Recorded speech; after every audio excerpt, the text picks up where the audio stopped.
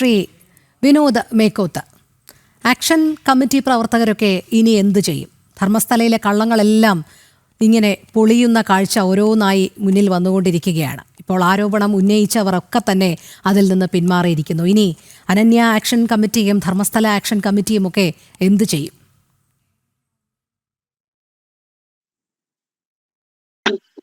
ആരൊക്കെയാണ് പിന്മാറിയത് മാഡം? ഒന്ന് വ്യക്തമാക്കാമോ? Action committee എന്ത് ചെയ്യും എന്നുള്ളതാണ് ഇനി ആരോപണം ഉന്നയിച്ചതിൽ ആരൊക്കെയാണ് പിന്മാറിയത്? CN ചിന്നയ്യ 10 ദിവസത്തെ കസ്റ്റഡിയിലാണ്. ആരൊക്കെയാണ് പിന്മാറിയത്? CN ചിന്നയ്യ പ്രധാന സാക്ഷി. താനാണ് നൂറുകണക്കിന് മൃതദേഹങ്ങൾ കുഴിച്ചിട്ടത്, സ്കൂൾ ബാഗ് അടക്കം യൂണിഫോം അടക്കം പെൺകുട്ടികളെ എന്നൊക്കെ വലിയ വീരവാദം മുഴക്കിയ വ്യക്തി. അയാൾ ഇപ്പോൾ 10 ദിവസത്തെ കസ്റ്റഡിയിലാണ് SITയുടെ. അവിടെ നിൽക്കട്ടെ, ഞാൻ കേട്ടു. സുജാത ഭട്ട് പറഞ്ഞു കഴിഞ്ഞു. ആരൊക്കെയാണ് ആരോപണത്തിൽ നിന്ന് പിന്മാറിയതെന്ന് വ്യക്താക്കൂ. ആരോപണത്തിൽ നിന്ന് പിന്മാറി എന്ന് പറഞ്ഞില്ലല്ലോ ശ്രീ വിനോദ് മേക്കോത്ത്. കൃത്യമായി കള്ളങ്ങൾ പൊളിഞ്ഞു വീഴുന്ന സാഹചര്യത്തിൽ ആക്ഷൻ കമ്മിറ്റി ഇനി എന്ത് ചെയ്യും എന്നുള്ളതായിരുന്നു വ്യക്തമായ എന്റെ ചോദ്യം. അവിടെ നിൽക്കട്ടെ. ആക്ഷൻ കമ്മിറ്റിക്ക് ചെയ്യാനുള്ളതൊക്കെ അറിയാം. അവിടെ നിൽക്കട്ടെ. കർണാടക അറിയോ? കർണാടക സംസ്ഥാനം അറിയാം, കന്നഡ അറിയില്ല.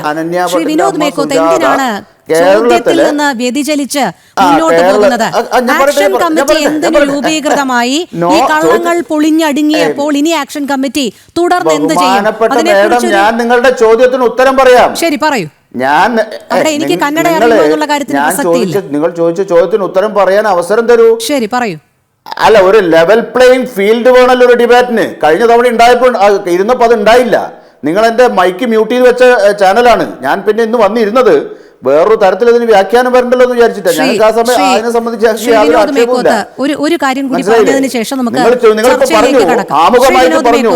ആമുഖമായിട്ട് പറഞ്ഞു. ശ്രീ വിനോദ് മേക്കോത്ത് ഒറ്റ നിമിഷം ഒരു അതിഥിയെ വിളിച്ച് ചർച്ചയ്ക്ക് ഇരുത്തിയിട്ട് ആ വ്യക്തിയുടെ മൈക്ക് മ്യൂട്ട് ചെയ്ത് 1.5 മണിക്കൂർ ഇരുത്തേണ്ട ആവശ്യം ഒരു ചാനലിനുമില്ല, ജനം TVക്കുമില്ല.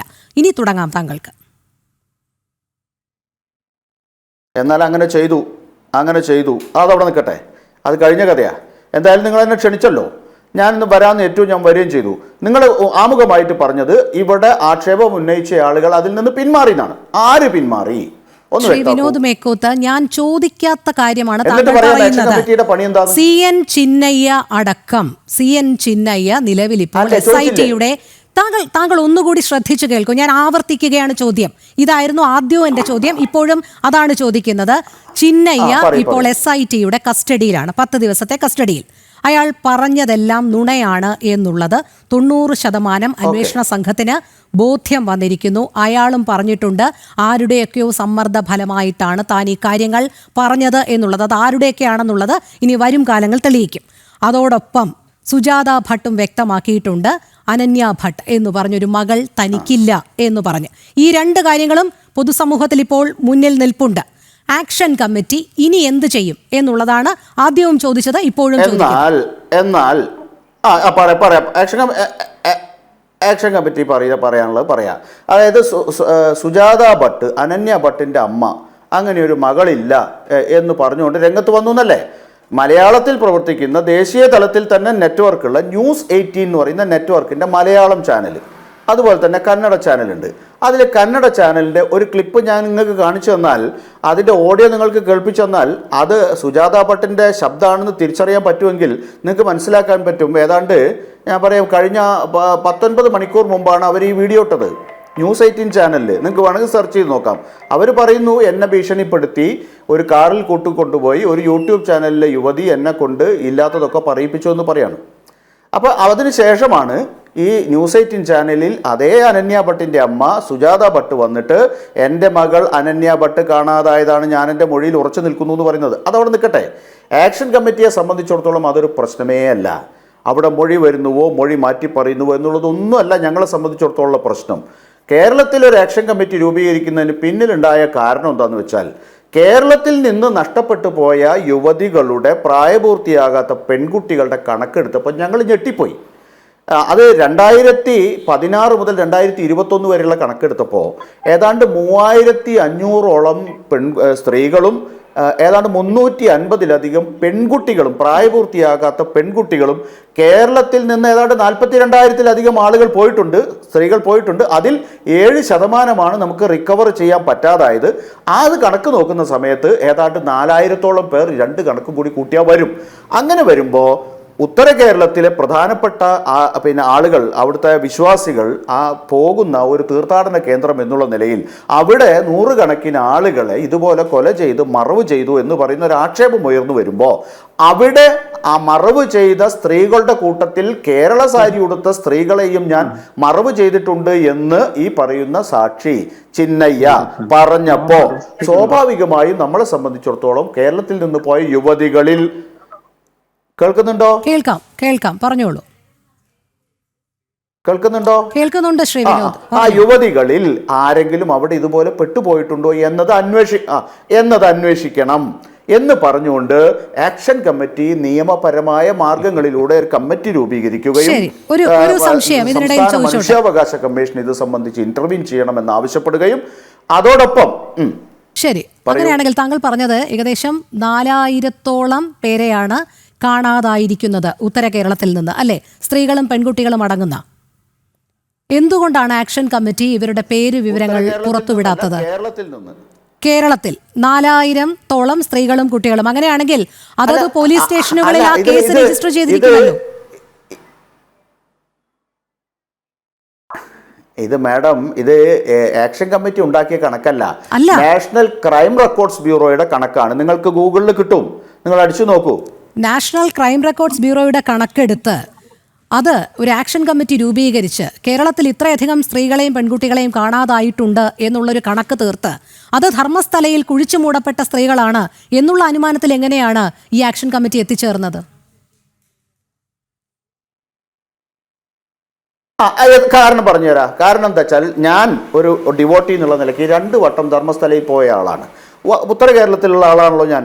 ഉത്തര കേരളത്തിൽ നിന്നുള്ള ആളുകൾ കർണാടക ഭാഗത്തേക്ക് പിൽഗ്രിമേജിന് പോകുന്ന സമയത്ത് സാധാരണഗതിയിൽ പോകുന്ന ഒരു ക്ഷേത്രമാണ് ഈ ധർമ്മസ്ഥല. അത് മൂകാംബികയെ പോകുന്നവരാണെങ്കിലും ഉടുപ്പി പോകുന്നവരാണെങ്കിലും ധർമ്മസ്ഥലയിലും സുബ്രഹ്മണ്യത്തും അങ്ങനെ പോകുന്ന ഒരു തീർത്ഥാടന കേന്ദ്രങ്ങളിൽ ഒരു നെറ്റ്വർക്ക് പെട്ട സ്ഥലമാണ് ധർമ്മസ്ഥല. അപ്പോൾ അതുകൊണ്ട് തന്നെ അവിടെ ധാരാളം മലയാളികൾ അവിടെ പോകാറുണ്ട്. അവിടെ കർണാടക രജിസ്ട്രേഷനിലെ വണ്ടി കാണുന്നത് പോലെ കേരള രജിസ്ട്രേഷനിലെ വണ്ടി ഉണ്ടാകാറുണ്ട്. അപ്പോൾ ധാരാളം തീർത്ഥാടകർ കേരളത്തിൽ നിന്ന് പോകുന്ന സ്ഥലമാണ്. മംഗലാപുരത്ത് നമ്മുടെ കാസർഗോഡ് നമ്മുടെ സംസ്ഥാന അതിർത്തിയിൽ നിന്ന് 10-70 കിലോമീറ്ററേ എങ്ങോട്ടുള്ളൂ. അപ്പോൾ അതുകൊണ്ട് തന്നെ കേരളവുമായി അടുത്ത ബന്ധം പുലർത്തുന്ന ഒരു സ്ഥലമാണ് ഈ ധർമ്മസ്ഥല എന്ന് പറയുന്നത്. അപ്പോൾ അതുകൊണ്ട് ഇവിടുന്ന് പോയ ആളുകളിൽ അവിടെ കുടുങ്ങിപ്പോയവർ, ഇതുപോലെ നഷ്ടപ്പെട്ടു പോയവരിലുണ്ടോ എന്ന സ്വാഭാവികമായ സംശയം വരാൻ പാടില്ല എന്നുണ്ടോ? അതിനോ സംശയിക്കാനേ പാടില്ല എന്ന് പറ്റുമോ? അതിന് ഇത്തരത്തിലുള്ള ഗ്രൗണ്ട്സ് ഉണ്ടായിരിക്കെ നമുക്ക് സംശയിക്കുന്നതിൽ എന്താണ് തെറ്റ്? സംശയിക്കാൻ പാടില്ല എന്നുണ്ടോ? ശരി, അത്തരത്തിലുള്ള ചില അടിസ്ഥാന വിവരങ്ങളുടെ കാര്യത്തിൽ താങ്കൾ ഒരു ആക്ഷൻ കമ്മിറ്റി, താങ്കൾ ഉൾപ്പെടുന്ന ചിലർ ഒരു ആക്ഷൻ കമ്മിറ്റി രൂപീകരിക്കുന്നു, അന്വേഷണം ആവശ്യപ്പെടുന്നു. അതുമായി മുന്നോട്ട് പോകുകയാണെങ്കിൽ ചിന്നയ്യ പറഞ്ഞതനുസരിച്ച് മൃതദേഹങ്ങൾ എവിടെ?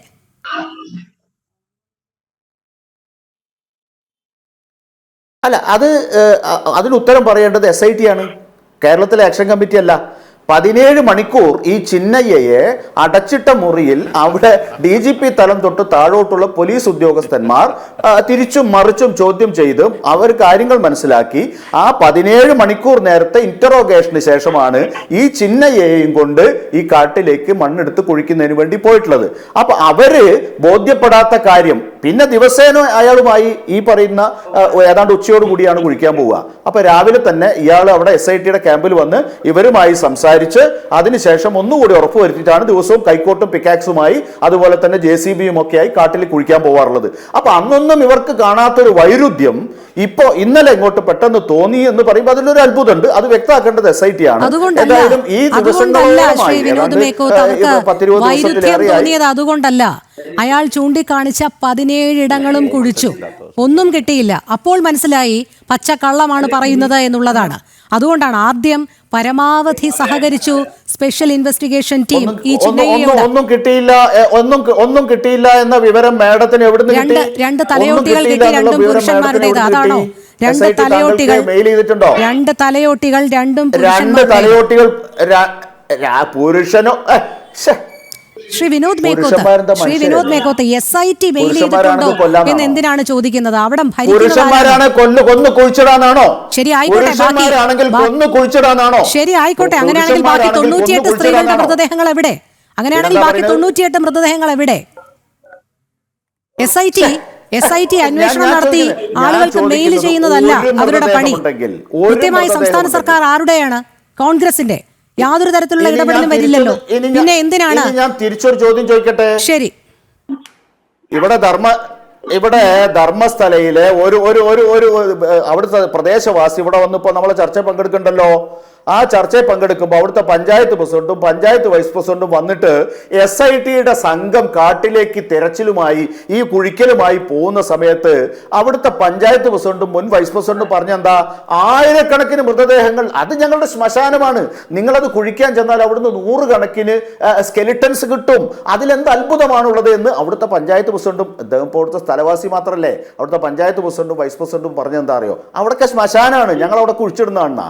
അപ്പോ അത് കിട്ടിയോ കിട്ടിയില്ല എന്നുള്ളത് മറ്റൊരു കാര്യം. കാരണം ഈ ചിന്നയ്യ കുഴിച്ചിട്ട് പോയിട്ട് 10 കൊല്ലം കഴിഞ്ഞു. ദ്രവിച്ചു പോകുന്ന തരത്തിലുള്ള മണ്ണാണല്ലോ കുറെയൊക്കെ ദ്രവിച്ചു പോയിട്ടുണ്ടാവും. അതെ അതെ അതെ. ഒരു കാര്യം കൂടി, താങ്കൾ നേരത്തെ എന്നോട് കർണാടക അറിയാമോ കന്നഡ അറിയാമോ എന്നൊക്കെ ചോദിച്ചല്ലോ. അവിടെയുള്ള പ്രദേശവാസി, ജനിച്ചു വളർന്ന വ്യക്തിയാണ്, കൃത്യമായി അവിടുത്തെ ഭൂപ്രകൃതിയും കാര്യങ്ങളും ഒക്കെ വിശദീകരിച്ചത്. താങ്കൾക്ക് എത്ര അറിയാം ആ ഭൂപ്രദേശത്തെക്കുറിച്ച്? അവിടെ അങ്ങനെ ഒലിച്ചു പോവുകയും അല്ലെങ്കിൽ ശ്മശാനമായിരുന്നു, മൃതദേഹങ്ങളൊക്കെ ഇങ്ങനെ ഒലിച്ചു പോകുമായിരുന്നു എന്നുള്ള ഒരു കൺക്ലൂഷനിലെത്താൻ താങ്കൾക്ക് എത്രമാത്രം അറിയാം? താങ്കൾ ഈ ആക്ഷൻ കമ്മിറ്റി രൂപീകരിച്ചതല്ലാതെ താങ്കൾ അതിനു മുൻപ് ഈ ധർമ്മസ്ഥലയിൽ പോയി അവിടെ എവിടെയൊക്കെ കുഴിച്ചിടാനുള്ള സാധ്യതകൾ ഉണ്ട് എന്നുള്ളത് പരിശോധിച്ചിരുന്നു? ധർമ്മസ്ഥലയിൽ ഞാൻ ഈ വിവാദം വരുന്നതിന് മുമ്പ് 2 വട്ടം പോയിട്ടുണ്ട്.